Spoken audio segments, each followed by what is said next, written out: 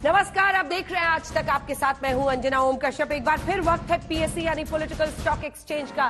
2024 के लोकसभा चुनावों की आहट अगर आप करीब से सुन रहे हैं तो सुन रहे होंगे कि एक तरफ प्रधानमंत्री नरेंद्र मोदी का दावा है कि इस बार हम 400 पार जाएंगे।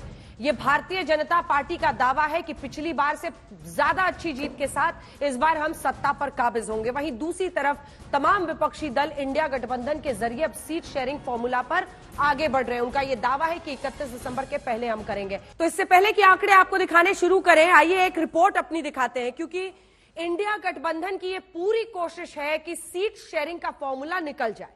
इंडिया गठबंधन का यह भी दावा है कि 31 दिसंबर के पहले वो एक फेस भी अनाउंस कर देंगे, कन्वीनर का नाम बता देंगे, सीट शेयरिंग किन सीटों पर हो रही है ये सब कुछ बता देंगे। आइए आपको अपनी इस रिपोर्ट के जरिए वो दिखाते हैं दावे जो ये तमाम पार्टियां कर रही हैं कि एकजुट होकर हम BJP versus one candidate of India गठबंधन करने वाले हैं। ये रिपोर्ट, फिर चर्चा की शुरुआत।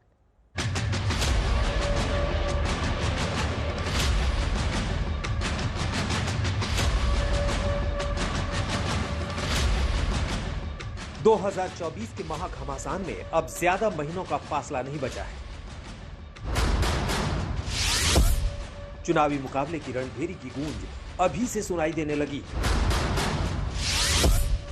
एनडीए बनाम इंडिया अलायंस के बीच जंग का मैदान आकार लेता हुआ दिखाई देने लगा है। बैठकों का दौर और उनसे निकलने वाली रणनीति का शोर सुनाई देने लगा है। राजस्थान, मध्य प्रदेश और छत्तीसगढ़ जीतने के बाद बीजेपी के हौसले सातवें आसमान को छू रहे हैं। लेकिन दिल्ली में इंडिया अलायंस की चौथी बैठक के बाद दावे यहां भी कम नहीं हो रहे हैं। बीजेपी की ओर से नारा आ रहा है कि अब की बार 400 के पार, लेकिन कांग्रेस के अध्यक्ष बार बार ये सवाल पूछ रहे हैं कि ऐसा कैसे, हम नहीं होने देंगे मुमकिन।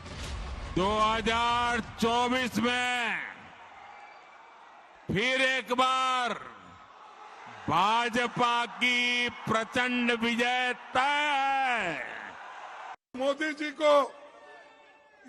जी को इतना घमंड आया है, इलेक्शन से पहले ही कहते हैं कि 400 सीट जीतेंगे।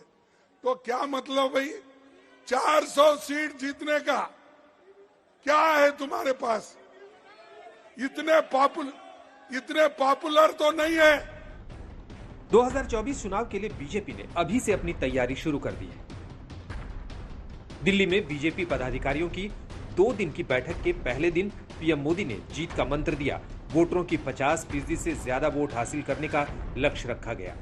पीएम मोदी ने कहा कि युवा, गरीब, महिला और किसान को ध्यान में रखकर काम करें। साथ ही निर्देश है कि कार्यकर्ता अभी से मिशन मोड में जुट जाए। वहीं दूसरी ओर इंडिया अलायंस ने 4 बैठकें तो कर ली, लेकिन अभी तक कई मुद्दे अनसुलझे हैं। मसलन गठबंधन का संयोजक कौन होगा, गठबंधन में प्रधानमंत्री का चेहरा कौन होगा, अलायंस के दलों में सीटों का बंटवारा कब तक होगा, किस राज्य में किसे कितनी सीटें मिलेंगी। हालांकि दोनों पक्षों का एजेंडा अभी तो तय हो रहा है, लेकिन दावों में कोई कमी नहीं है। ये 3 प्रदेशों के चुनाव में भारतीय जनता पार्टी की जीत ने ये तय कर दिया है कि 2024 में भारतीय जनता पार्टी मोदी जी के नेतृत्व में अच्छी मेजॉरिटी के साथ फिर से सरकार में आ रही है। ये बात स्पष्ट हो। और निश्चित रूप से प्रधानमंत्री जी अभी से ज्यादा बहुमत के साथ भारतीय जनता पार्टी को विजयी बनाकर तीसरी बार देश के प्रधानमंत्री बनेंगे। इंडिया गठबंधन इस बार देश में सत्ता बनाएगा और हम लोग जीतेंगे और सब लोग मिलजुल करके हम लोग एकजुट हैं और एकताबद्ध होकर के हम लोग नरेंद्र मोदी के सरकार को उखाड़ के फेंकेंगे। तो इधर में पहले ही बोल दिया अब की बार 400 पार, वो 100-200 पार होगा, नहीं होगा। इतना एरोगेंस ठीक नहीं है, इतना ऑडेसिटी ठीक नहीं है। सब कुछ बदल दो, पहले तो आदत बदले। वो स्ट्रांग नहीं है, हम लोग वीक है, हमको स्ट्रांग होना पड़ेगा सब मिलके। दिल्ली में चौथी बैठक के बाद इंडिया गठबंधन से खबर है कि वो 31 दिसंबर तक सीटों के बंटवारे वाला पेच सुलझा लेंगे, लेकिन वक्त काफी कम बचा है। वैसे खरगे ने इंडिया गठबंधन की बैठक के बाद ये कहा है कि चाहे तमिलनाडु हो, केरल, तेलंगाना, बिहार, उत्तर प्रदेश, दिल्ली या पंजाब सीट, बंटवारे के मुद्दे पर काम पूरा हो जाएगा। फिलहाल देखना है कि साल खत्म होने से पहले लोकसभा चुनाव में तैयारियों की रेस में कौन आगे निकलता है, क्योंकि आगाज अच्छा होगा तभी बेहतर अंजाम की गुंजाइश बनती है। आज तक ब्यूरो। तो आइए सबसे पहले आपके पास वो आंकड़े रख देते हैं जिसके बिना पर आज हम पीएससी यानी पॉलिटिकल स्टॉक एक्सचेंज में ये बहस करने वाले हैं कि किसकी लोकप्रियता में उछाल, कहां पर गिरावट। लेकिन इस बार बात लोकप्रियता की नहीं होगी, केमिस्ट्री की होगी। और केमिस्ट्री की इसलिए होगी क्योंकि आज हमारा फोकस इंडिया गठबंधन पर है। आज हम सबसे पहले आपके सामने रख रहे हैं इंडिया के एक उम्मीदवार की संभावनाएं कितनी लोकसभा सीटों पर बनती हुई दिखाई दे रही है। 153। एक्सेस माई इंडिया के इस रिसर्च के मुताबिक उनका यह दावा है कि 153 सीटों पर तो ये मुमकिन ही नहीं है। हम आपको समझाएंगे विस्तार से कौन सी वो सीटें हैं और मुमकिन नहीं हम क्यों कह रहे हैं कि बीजेपी वर्सेस एक कैंडिडेट नहीं हो सकता है, तो उसकी वजह क्या है हम आपको बताएंगे। आप बस ये मोटे तौर पर आंकड़े देख लीजिए। दूसरी तरफ अगर आप देखें तो अप्रासंगिक यानी रेलेवेंट ही नहीं है, यानी उसका फायदा ही नहीं होगा। ये 134 सीटें ऐसी है। फिर आइए, संभावनाएं बहुत कम दिखाई देती है कि कोई त्याग और बलिदान की मूर्ति बनकर इंडिया गठबंधन के दूसरे साथी को देगा, यानी एक सीट पर इंडिया गठबंधन की तरफ से 2 या 2 से ज्यादा दावे अगर हैं तो संभावनाएं कम दिखती हैं ऐसी सीटों पर। 88 सीटें ऐसी हैं 168 सीटों पर, लेकिन यह मुमकिन है कि बीजेपी वर्सेस 1 कैंडिडेट, एक उम्मीदवार विपक्ष का हो। अब आइए सबसे पहले ये जो 153 हमने आपको कहा है ना मुमकिन नहीं, उसकी नींव बताते हैं, उसकी वजह बताते हैं कि हम ऐसा क्यों कह रहे हैं। एक्सेस माई इंडिया का ये दावा है और ये नंबर्स भी बता रहे हैं जिसकी पुष्टि यहां पर भी होगी। सबसे पहले आइए उत्तर प्रदेश पर 80 सीटें यहां पर है। यहां पर मुमकिन ही नहीं है क्योंकि बीएसपी तो अभी तक इंडिया गठबंधन में शामिल ही नहीं हुई है। तो अगर मायावती की पार्टी उम्मीदवारों को उतारती है तो बीजेपी वर्सेस 1 ऑफ ऑपोजिशन यानी विपक्ष का एक उम्मीदवार हो ही नहीं सकता है। और भी बहुत सारे क्षेत्रीय दल हैं जो गठबंधन में नहीं है इंडिया के साथ लेकिन बीजेपी के विरोधी हैं, तो बीजेपी वर्सेस एक कैंडिडेट यहां पर मुश्किल है। दूसरा आइए हरियाणा पर, यहां पर भी वही परिस्थिति है जहां की 10 सीटों पर आप देख रहे हैं कि ये नामुमकिन अगर लग रहा है तो उसकी यही वजह है। आंध्र प्रदेश में आप देखिए 25 सीटों पर इसी तरह से मुमकिन नहीं है। ओडिशा में आप देख लीजिए जहां पर बीजेडी है वहां पर अगर वो गठबंधन के साथ ही नहीं है, वो इंडिया गठबंधन में शामिल ही नहीं हुए है बीजू वहां पर नवीन पटनायक, तो नवीन पटनायक के नहीं शामिल होने की वजह से यहां पर भी वही हो रहा है। तेलंगाना में आप देखिए टीआरएस से बीआरएस हो गए हैं, वो भी अगर नहीं शामिल हो रहे हैं तो फिर यहां पर तो 1:1 फाइट नहीं हो सकता ना।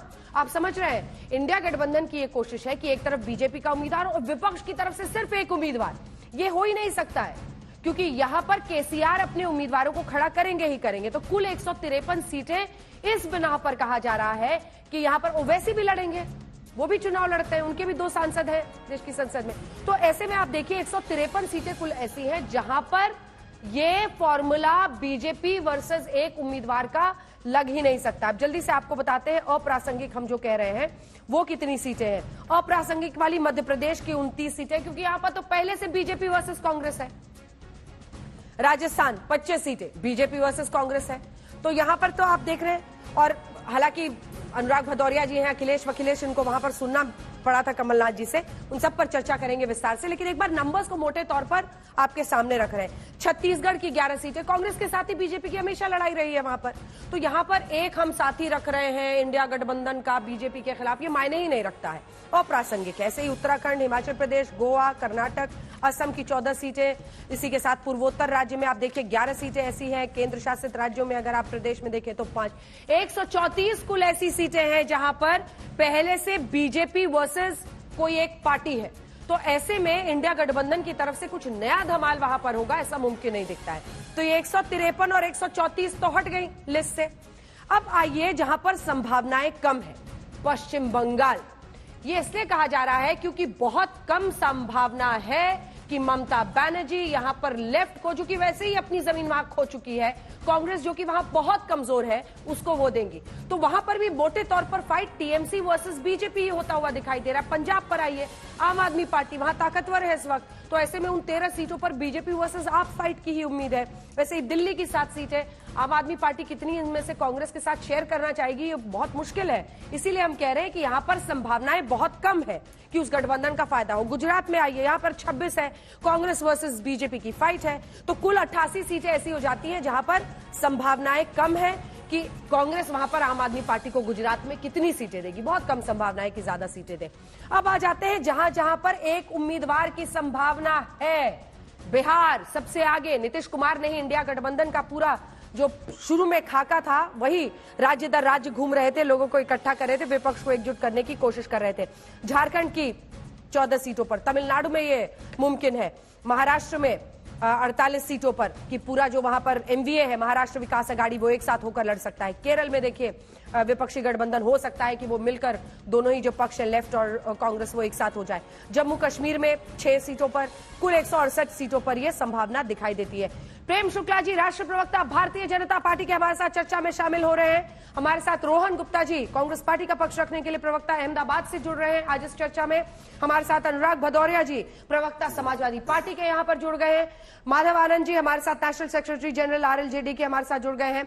और खास मेहमान संजय कुमार जी हमारे साथ को डायरेक्टर सीएसडीएस के सेफोलॉजिस्ट। एक दो आंकड़े और है जो जल्दी से आपको दिखाना चाहती हूं, क्योंकि अगर अभी आप देखें तो इंडिया गठबंधन की जो संभावना है लोकसभा सीटों में, वो पहले से मौजूद 142 सीटें, जिसमें महाराष्ट्र, बिहार, झारखंड, तमिलनाडु है। शंका है 33 सीटों पर पंजाब और केरल में। एकता मुमकिन नहीं है 205 सीटों पर, जिसमें यूपी, पश्चिम बंगाल। कितनी सीटें देंगे अखिलेश यादव? जब आप बात कीजिए उनसे कि आप कितनी सीटें देंगे, तो वो पहले से ही ऐसा करते हैं कि जो परिवार है शायद उसको 2-3 सीटें दे दें, 8 दे सकते हैं, 10 दे सकते हैं, या सिर्फ 2 भी दे सकते हैं। तो यहां पर संभावनाएं बहुत कम दिखाई दे रही हैं। ये तमाम सवाल हैं जिनको लेकर अब चर्चा की शुरुआत करते हैं, क्योंकि मुझे लगता है सबसे पहले प्रेम शुक्ला जी, अगर इन आंकड़ों को हम देखें, विपक्ष अपनी तरफ से एक बड़ी कोशिश कर रहा है। ऐसा नहीं है, इस संसद में आज भी लोकसभा में आपके 303 सांसद ही हैं जी। बाकी जनता जो है वो अन्य सांसदों को देश की संसद में पहुंचाती है चुनकर। ऐसे में अगर ये और जुगत लगा दे, 168 सीटों पर ही सीट शेयरिंग कर ले, तो आप लोगों के लिए मुश्किल बड़ी हो सकती है। देखिए, अभी आप ही का जो सर्वेक्षण है, मैं यहां वहां की बात ना करके सीधे आपके सर्वेक्षण पर बात करूं, तो 375 सीटें ऐसी हैं जिसमें आप या तो मुमकिन नहीं पाती हैं, या अप्रासंगिक है, या संभावना कम है। सिर्फ 168 सीटों पर ये हमसे लड़ रहे हैं। अब 168 सीटों पर सीधे लड़ने के बाद ही परिणाम आप देखिएगा कि पिछली बार 80 सीटें उत्तर प्रदेश की, जो सबसे बड़ा चंक आता है, वहां समाजवादी पार्टी बसपा का समझौता था, आरएलडी समझौते में इनके साथ थी, और कांग्रेस का इनका रणनीतिक समझौता था रायबरेली अमेठी को लेकर। बावजूद इसके 80 में से 64 सीटें एनडीए जीतने में कामयाब हुई, और हमारा वोट प्रतिशत भी 49% हो गया था। तो सीधा ये संकेत है कि 168 जो सीटें हैं वहां भी हम 50% से अधिक वोट टारगेट करेंगे। और आदरणीय अमित शाह जी तब राष्ट्रीय अध्यक्ष थे, आज गृहमंत्री हैं, उन्होंने पहले से ही एक जो है भारतीय जनता पार्टी के कार्यकर्ताओं को सतर्क किया है कि आपको अपना टारगेट एनडीए के वोटरों को 50% से अधिक मत हमारे उम्मीदवारों को मिले, इस तरह से काम करना है। तो अब इनका जो गणित है वो गणित बैठाना उनका अधिकार है, और हमारा अधिकार है कि हम जनादेश प्राप्त करने के लिए हम मैदान में उतरें, जनता को जो है अपने जो कल्याणकारी कार्य उनसे अवगत कराएं और जनादेश प्राप्त करें। ठीक है, रोहन गुप्ता जी, क्या आप भी सहमत हैं? क्योंकि हमने मोटे तौर पर, और ये कोई भी जो थोड़ा बहुत भी पॉलिटिक्स समझता होगा वो ये समझेगा कि हमने किस तरीके से ये मुमकिन नहीं वाली सीटें रखी हैं, अप्रासंगिक रखी हैं, और कहां पर संभावनाएं हम दिखा रहे हैं कम है, कहां पर पूरी है। आप इससे सहमत हैं इन आंकड़ों से? देखिए अंजना जी, पहली बात तो हम अगर आंकड़ों की हम बात करें, भाजपा को जैसे आपने कहा कि लास्ट बार 303 सीटें मिली थी, और जो बड़े राज्य जिन्होंने कंट्रीब्यूट किया था उसमें मैं 3 राज्यों का आज नाम लेना चाहूंगा। मैं महाराष्ट्र की बात करता हूं, मैं बिहार की बात कर रहा हूं, और वेस्ट बंगाल की बात कर रहा हूं। ये तीनों स्टेट मिलके 130 सीटें हो रही है। ठीक है, अगर जिस प्रकार का हम आज माहौल देख रहे हैं, और बाकी जो 3 स्टेट थे जहां पे कांग्रेस का विजय हुआ था, अब राजस्थान की बात करूं, मध्य प्रदेश की बात करूं, और छत्तीसगढ़ की बात करूं, जब हम लोकसभा चुनाव की बात करें तो वहां पे भी भाजपा को क्लीन स्वीप मिला था। अगर मैं ये 303 सीट जो आज हम बात कर रहे हैं, अगर जिस प्रकार से हम लोग एक इंडिया यूनाइटेड फ्रंट की तरह लड़ने की हम बात कर रहे हैं, नंबर 1। दूसरा, ये 3 राज्यों की जब मैं बात कर रहा हूं, पॉलिटिकल सिचुएशन की बात करता हूं, ये 3 राज्यों में बहुत बड़ा डेंट जो है भाजपा को पड़ने पे जा रहा है। दूसरे मैं बात कर रहा हूं कर्नाटका की, जहां पे इनकी सरकार थी, जहां पे उनको मेजोरिटी सीट वहां पे मिली थी। मैं तेलंगाना की बात कर रहा हूं, सदर्न स्टेट्स की दूसरी बात कर रहा हूं। ओवरऑल जो मैं देख रहा हूं कि भाजपा भले ओवर कॉन्फिडेंट हो, पर मुझे लगता है कि जो प्रकार का ग्राउंड सिचुएशन मैं देख रहा हूं, कम से कम 303 में से 150 ऐसी सीटें हैं वहां पे कांटे की टक्कर होने वाली, जो भाजपा को गिन के चल रही है। तो मैं उसको राजनीतिक तौर पे कहूं या ग्रास रूट की सिचुएशन पे कहूं, सिचुएशन जो भाजपा ये बोल रही है। और दूसरी एक और इंपॉर्टेंट चीज बनूंगा ना जी, एनडीए खत्म हो चुका है। आपने देखा होगा कि पहले तो एनडीए की बैठक हुई, अब एनडीए में जो आखिरी इनकी बड़ी पार्टी थी एआईएडीएमके, वो भी इनका साथ छोड़ के चली गई है। तो अब एनडीए जैसा कुछ रहा नहीं है, सीधी भाजपा की टक्कर है। ये भाजपा ने भी स्वीकार कर लिया और बाकी सब पार्टी ने भी स्वीकार कर लिया है। तो अगर ये सारे फैक्टर्स को मैं साथ के लेके राज्यसभा, हम लोकसभा की हम बात करें तो ये बहुत ज्यादा टफ जो है टक्कर होने वाली है। और इंडिया अलायंस मिलकर अपने जो मुद्दे हैं उसको आगे लेके जाएगा। और अगर यूनाइटेड फ्रंट अगर करने में हम लोग सक्सेसफुल हुए तो मुझे विश्वास है कि परिवर्तन निश्चित है। ठीक है, आरएलजेडी का लेकिन झंडा उठाकर माधव आनंद जी एनडीए के साथी इनके बने हुए हैं। माधव आनंद जी वो कह रहे हैं महाराष्ट्र, पश्चिम बंगाल, बिहार, कर्नाटका, तेलंगाना, जहां पर अभी कांग्रेस ने अच्छी जीत इन 2 राज्यों में हासिल की है, ये पूरी तरह से अगर 150-200 के सीटें के आसपास, 125 के आसपास आते हैं, ये सीटें बीजेपी के लिए मुश्किल खड़ी करेंगी 24 में। अंजना जी, मुझे नहीं लगता है कि जो आंकड़ा अभी आपने दिया और हम लोगों ने देखा, थोड़ा बहुत मैं सहमत हूं, थोड़ा असहमति भी व्यक्त करता हूं। जैसे बिहार की ही हम लोग बात करते हैं, 40 लोकसभा सीट है और 40 लोकसभा सीट में हम लोगों को लास्ट टाइम 39 लोकसभा सीट जो है एनडीए को मिला था। लेकिन अभी की जो स्थिति है, अब नीतीश कुमार जी गठबंधन में नहीं है, एनडीए में नहीं है, इंडिया अलायंस में है। नीतीश कुमार जी कितने अप्रासंगिक हो गए, इरेलीवेंट हो गया है बिहार के राजनीति में, हम सबको पता है, उस पर बहस करने की जरूरत नहीं है। और उनके साथ सीपीआई सीपीएम माले भी है। माले का भी बहुत सारे ऐसे लोकसभा क्षेत्र हैं जहां उनकी अच्छी स्थिति है। तो किस रूप में ये लोग सीटों का बंटवारा करेंगे? क्या कांग्रेस को जो है डबल डिजिट भी सीट नहीं मिलेगा? मुझे तो लगता है कि सबसे ज्यादा अगर प्रॉब्लम अगर इंडिया अलायंस को कहीं भी आने जा रहा है अगर सीट की शेयरिंग में, वो बिहार और यूपी ही होगा, क्योंकि बिहार की स्थिति बहुत डिफरेंट है। नीतीश कुमार भी नहीं मानने वाले हैं, क्योंकि 17 सीट पे उन्होंने चुनाव लड़ा था। क्या इस बार आरजेडी उनको उतना सीट देने जा रही है? नहीं देगी तो कांग्रेस जैसे कितने सीट पे लड़ेगी? तो मुझे लगता है कि ये हर जगह जो आंकड़ा दिखाया गया है ये इतना आसान नहीं है। दूसरी बात मैं कहना चाहता हूं, आपने सही कहा कि राजनीति में अंक गणित यानी मैथमेटिक्स इंपॉर्टेंट है, लेकिन मैथमेटिक्स से भी ज्यादा इंपॉर्टेंट जो आदरणीय मोदी जी ने जो बना दिया है वो है केमिस्ट्री पॉलिटिक्स में। जो केमिस्ट्री आदरणीय प्रधानमंत्री जी का जनता के प्रति और जनता से जो डायरेक्ट संवाद है, निश्चित रूप से उसका लाभ बीजेपी और पूरे एनडीए गठबंधन को वो कह रहे हैं रसायन शास्त्र चलेगा, केमिस्ट्री। 168 सीटों पर ही सीट शेयरिंग का डायरेक्ट फायदा होता हुआ दिखाई दे रहा है। मैं संजय जी से पूछूंगी इस पर, लेकिन ये 168 यूपी की 80 सीटें अगर हम कह रहे हैं कि यहां पर मुमकिन नहीं है, तो ये वाकई मुमकिन नहीं है। मायावती जी लड़ेंगी ही लड़ेंगी, और भी ऐसे कई पार्टियां हैं, फिर क्या फायदा? तो उस देखिए, जब देश में बहुत सी पार्टियां हैं, और बहुत सी पार्टियां जैसे एआईएडीएम के है और टीडीपी है, सभी है, पीडीपी अपना उधर है, तो बहुत सारी पार्टियां ऐसी हैं जो अपने दम पे अपना चुनाव लड़ती है। जैसे समाजवादी उत्तर प्रदेश में है, बिहार में आरजेडी है, जेडीयू है। तो इन पार्टियों का अपना वजूद है और ये बहुत टक्कर के साथ लड़ती पार्टियां हैं और हमेशा बीजेपी को हराती चली आ रही है। अगर आपकी बात को हम मान लें तो आपने लिखा है कि एनडीए वर्सेस इंडिया 102 सीटों पे है, तो इसमें मतलब 102 सीटों पे तो भारतीय जनता पार्टी की हार तय समझ लीजिए। अब एनडीए का तो मतलब अभी बीजेपी के प्रवक्ता ही बचाएंगे कि उनके दल में कौन सी पार्टियां हैं। और बीजेपी वर्सेस क्षेत्रीय पार्टियां, चूंकि उत्तर प्रदेश हो या दूसरे क्षेत्र में आप चले चाहे टीएमसी हो, क्षेत्रीय पार्टियों का अपना दबदबा है। जब क्षेत्रीय पार्टी चुनाव लड़ती है तो पूरी ताकत के साथ लड़ती है, वहां की जो पार्टी होती है उसको हराती है। तो भारतीय जनता पार्टी और क्षेत्रीय पार्टी 160 सीटों पे आमने सामने लड़ेंगी। तो 160 सीटों पे तो भारतीय जनता पार्टी लड़खड़ाती नजर आएगी आपको। दूसरा बच्चा बीजेपी वर्सेस कांग्रेस बची कितने सीट पे? 156 सीट पे। तो आप अंदाजा लगा लीजिए 160 102, ये तो सीधी सीधी टक्कर में भारतीय जनता पार्टी हार रही है। और कांग्रेस जहां मजबूत है, जैसे कांग्रेस कर्नाटका में, हिमाचल में, महाराष्ट्र में, तो ये भारतीय जनता पार्टी लड़ कहां रही है, सवाल इस बात का है। ये नंबर नहीं, एक बार 10 नंबर का दिखाइए। 10 नंबर आप देखिए ना। मैं इनसे बस इतना ही पूछना चाह रहा हूं कि आप लड़ कहां रहे हैं? आप केमिस्ट्री बनाने की कोशिश तो कर रहे हैं, लेकिन केमिस्ट्री बनाते बनाते आप ये भूल जाएंगे कि अंक गणित भूल जाएंगे। क्योंकि केमिस्ट्री में आप 7 तो ला सकते हो, लेकिन जब जीतना होगा तो जोड़ संख्या से ही आएगा, फिर वो केमिस्ट्री से नहीं आएगा। तब नंबर आपको लाने पड़ेंगे, बहुमत का नंबर लाएंगे और नंबर आपको आ सकते हैं। जिस तरह से हमारा गठबंधन है, जिस तरह से गठबंधन जनता के साथ जो गठबंधन होता है उससे नंबर मिलते हैं।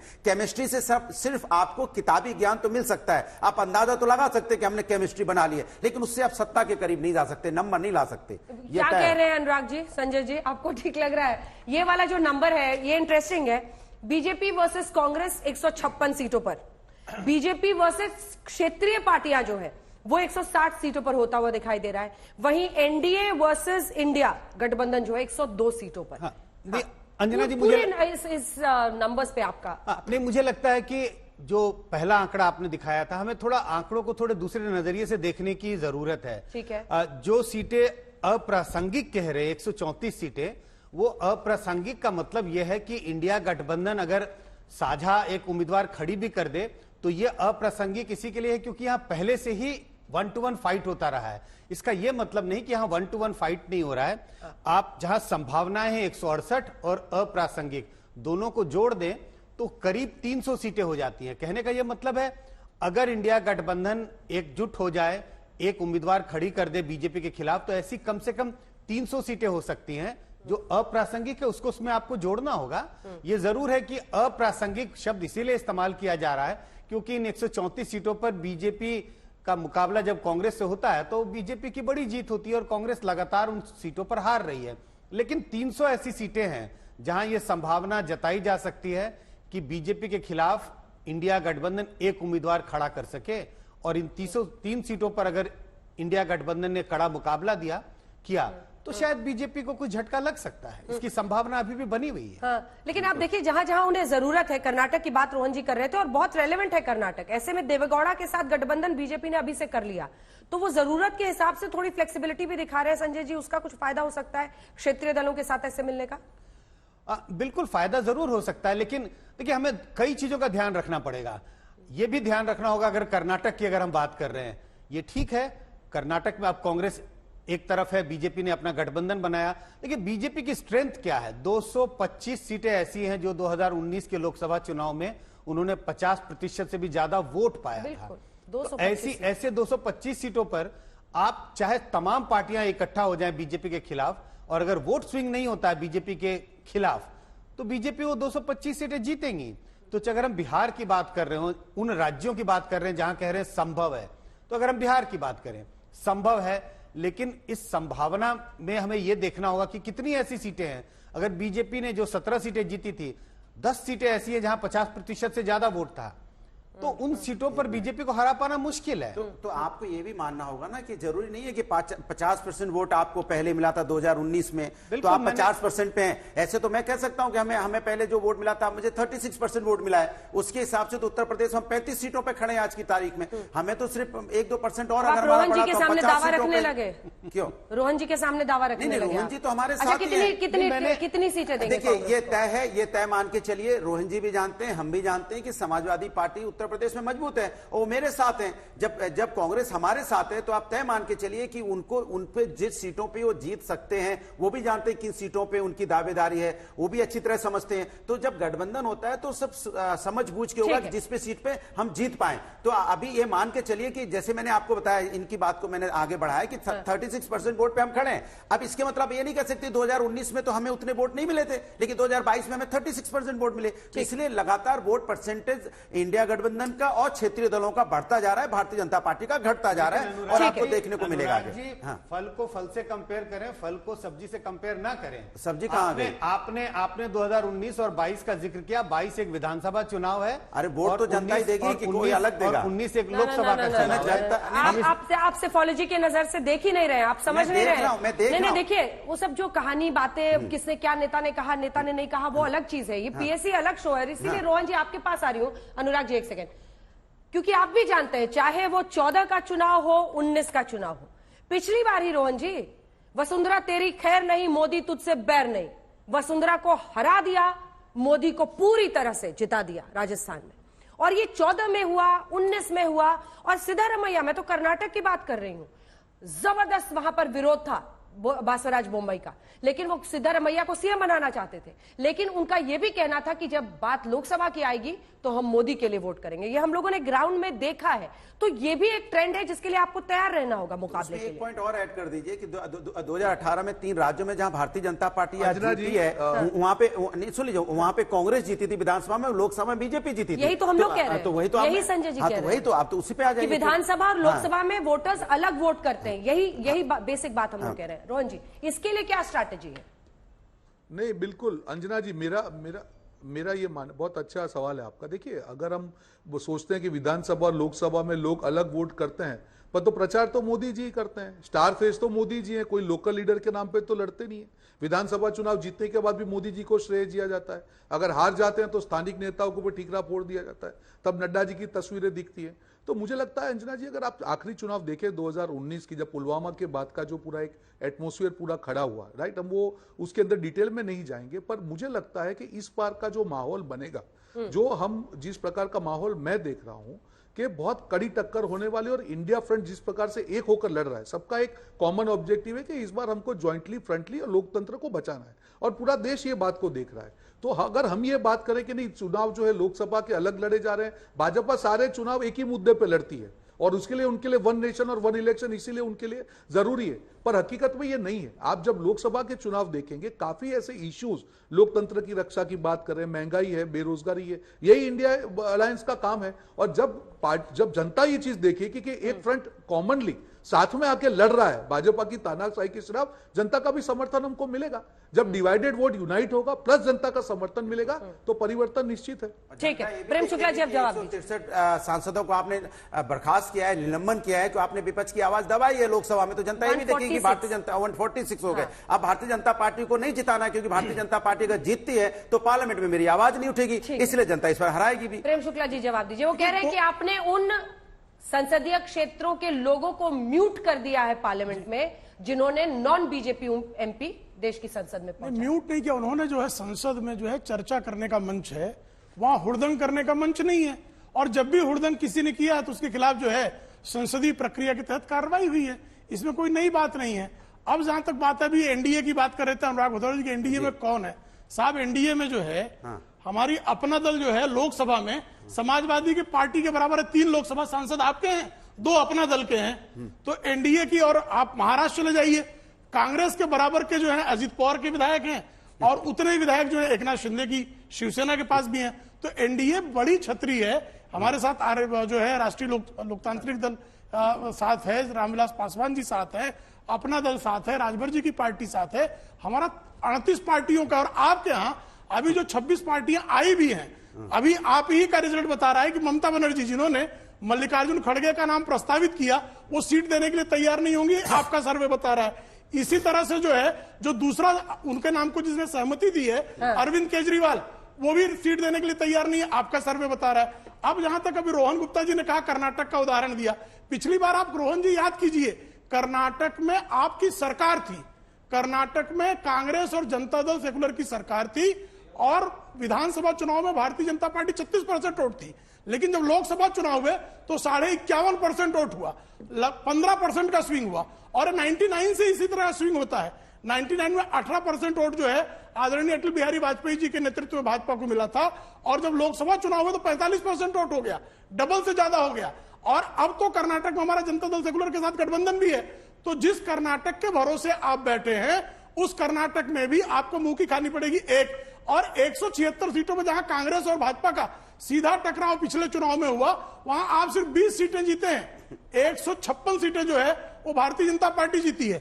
225 सीटों पर हम 50% से अधिक वोट प्राप्त कर चुके हैं। और इस बार हमारा टारगेट होगा कि एनडीए समेत हम 500 सीटों पर जो है 50% से अधिक का टारगेट करें। ठीक है, जल्दी से अनुराग जी, फिर अंजना जी, इसमें आपके सर्वे में एक चीज नहीं है अभी, जो कि प्रेम शुक्ला जी कह रहे थे, एनसीपी अजीत गुट और बता रहे थे शिवसेना बराबर की सीटें हैं। आप बताइए कैसे बांटेंगे उनको? किसको बांट कितनी लेंगे, सीटें आप क्या देंगे। चिंता अब कर तो रहे फिर हैं? ऐसे हम भी बांट लेंगे तो 100% आप क्यों बांट चिंता लेंगे। करते हैं फिर? माने हमारी चिंता आप करोगे और हम आपकी चिंता करें तो गलत हो जाता अजित है। पवार ने आज आप तक बयान बताइए नहीं ना। दिया। अखिलेश जो आप है कैसे कमलनाथ बातें कर गए बताइए, आपको। जनता देखना चाह आज रही तक है, जो है क्योंकि हमारे लोगों ने पूरे मोदी देश जी का- का हमेशा जो है नेतृत्व माना आपका जवाब और नहीं है, अखिलेश समझ गए हम। कमलनाथ अभी कर रहे समझ हैं। गए हम, जवाब नहीं अच्छा है, ठीक है, कोई एक बार बात रोहन जी के पास मुझे जाना है क्योंकि जो सवाल उसके अंत में आ रही हूँ माधव जी आपके पास, ये बहुत रेलेवेंट हो गया है क्योंकि कमलनाथ जी ने अखिलेश कहा था। अब जेडीयू के एक विधायक ने कह दिया है हम नहीं जानते किसी खड़गे फड़गे को, और गोपाल मंडल नाम है उनका, विधायक है जेडीयू के। और ये रोहन जी जो पीएम फेस को लेकर खींचतान चल रही है उसकी वजह से हो रहा है क्योंकि ममता बनर्जी ने अचानक मल्लिकार्जुन खड़गे का नाम ले लिया, कहा प्रियंका गांधी को जाकर लड़ना चाहिए वाराणसी से मोदी के खिलाफ। ऐसे में माना जा रहा है कि कांग्रेस के ही कुछ लोग नाराज हो गए हैं कि राहुल गांधी को क्या पीछे करने के लिए खड़गे का नाम उन्होंने ले लिया। वहीं अगर देखें तो आप नीतीश कुमार, लालू प्रसाद यादव इससे नाराज बताए जा रहे हैं। और अब तो ये बात खुलकर आ गई ना, अगर गोपाल मंडल जेडीयू के विधायक कह रहे हैं, मैं आपको कोट करके बताती हूं, कांग्रेस पार्टी पर विश्वास नहीं किया जा सकता, पब्लिक खड़गे फड़गे को नहीं जानता है, खड़गे का कोई नहीं जानता है, नीतीश प्रधानमंत्री बनेंगे और सब कोई नीतीश को जानता है, खड़गे को कोई नहीं जानता है। मैंने वर्बैटिम कोट किया है, ये जेडीयू के विधायक है, थोड़ा ना नीतीश बाबू की जानकारी के बिना बोल रहे हैं ये सब। अंजना जी मैं आपको वही कह रहा हूं कि किसी व्यक्तिगत व्यक्ति ने क्या कहा उसके ऊपर हम टिप्पणी करेंगे मतलब नहीं है। अगर यहाँ पे महाराष्ट्र पे डिबेट करेंगे तो 24 घंटे डिबेट चलेगी। अजित पवार जी कुछ बोलते हैं, उनके सीएम कुछ बोलते हैं, भाजपा कुछ बोलती है। 2-3 दिन से हम देख रहे हैं कि एक जो उनके नवाब मलिक जी है उसको वापस लाने के चक्कर में क्या स्टोरी चल रही है। तो मुझे नहीं लगता है कि ये सब, एक मिनट आप बीच में मत बोलिए, 28 पार्टियों का इंडिया गठबंधन की बैठक हुई है, सबने मिलकर कॉमन रिजोल्व किया कि हम लोग सब जगह पे यूनाइटेड फेस रखेंगे बीजेपी के सामने। सारी चीजें चलती रहेंगी ना अंजना जी, हर पार्टी को अधिकार है कि वो अपनी बात कहें, उसमें गलत क्या है। अगर मैं मेरी पार्टी के नेता को आगे करूंगा, जब गठबंधन होगा हर पार्टी करेगी, पर जब निर्णय सामूहिक होता है तो सबको उसका पालन करना पड़ता है। मुझे अच्छा लगे या ना लगे, किसी व्यक्ति को अच्छा लगे या ना लगे, मुझे लगता है ये सब छोटी चीज है। जब दो लाइन का कमेंट सबसे ले रहे हैं, जब कॉमन रिजॉल्व है तो छोटी बड़ी चीजें किसी को नाराज करके हो जाएगी। अंजना जी सबसे बड़ी बात है जो इंडिया अलायंस में है कि ये बिना दूल्हे की बारात है और इस बारात में सब दूल्हे हैं। दूसरी बात मैं कहना चाहता हूं कि देखिए जो कॉम्बिनेशन है इन लोगों का ये इतना आसान नहीं है। मुझे तो लगता है, मैं बड़ी गंभीरता से कहना चाहता हूं, जो अभी अनुराग जी भी कर रहे थे, एनडीए अलायंस में सीटों को लेकर कोई माथापच्ची नहीं है। मैं भी एनडीए अलायंस का पार्ट हूं। क्या हम लोगों के द्वारा कभी आपने सुना? 38 पार्टियां, 37 पार्टियां। अंजना जी अगर 37 नाम सुन लेंगे खराब हो जाएगा। सुन लीजिए, अनुराग जी की मेरी पार्टी में आप 3 लोकसभा सीट भी जीते थे, उपेंद्र जी जैसे केंद्रीय मंत्री भी थे। अब क्या सुनना चाह रहे हैं? बिहार से हम लोग गठबंधन में हैं, तो हम लोग के बीच कोई मतभेद नहीं है, न मनभेद है न मतभेद है। एज ए सिपोलॉजिस्ट क्या आप भी एडमिट करेंगे कि सारे के सारे नंबर्स रखे रह जाते हैं? पॉलिटिक्स में केमिस्ट्री का ही अपर हैंड होता है, रसायन शास्त्र का नहीं। मैं नहीं मानता कि सिर्फ और सिर्फ केमिस्ट्री का अपर हैंड होता है। केमिस्ट्री बनाने के लिए सबसे पहले गठजोड़ की जरूरत है, जो अरिथमेटिक जिसको कहते हैं। अरिथमेटिक के बाद ही केमिस्ट्री बनती है। अगर अरिथमेटिक नहीं होगा, अगर गठजोड़ नहीं होगा, तो फिर केमिस्ट्री की कोई संभावना नहीं बनती। दोनों की अपनी अपनी भूमिका है। सिर्फ अरिथमेटिक या सिर्फ केमिस्ट्री से चुनाव जीतने या हारने की संभावनाएं कम होती है। तो ये इशारा है क्या कि सिर्फ प्रधानमंत्री नरेंद्र मोदी की केमिस्ट्री पर जो बीजेपी निर्भर है वो मुश्किल है? 2 लाइन देखिए, नरेंद्र मोदी जी के नेतृत्व में हैट्रिक मारना निश्चित है और 400 से अधिक सीटों पर 50% प्लस वोट लाएंगे। जब तक फार्मूला नहीं होगा तो केमिस्ट्री बनेगी कैसे? बिना फार्मूला के, बिना फिक्स फार्मूला के कभी केमिस्ट्री नहीं बनती। चलिए, फार्मूला 31 दिसंबर के पहले आप लोगों ने बताया है कि बनाएंगे और बता भी देंगे कितनी सीटों पर शेयरिंग। इसी के साथ पीएससी में इतना ही। आप सभी का बहुत धन्यवाद हमारे साथ जुड़ने के लिए। देश दुनिया की बाकी खबरों के लिए देखते रहिए आज तक।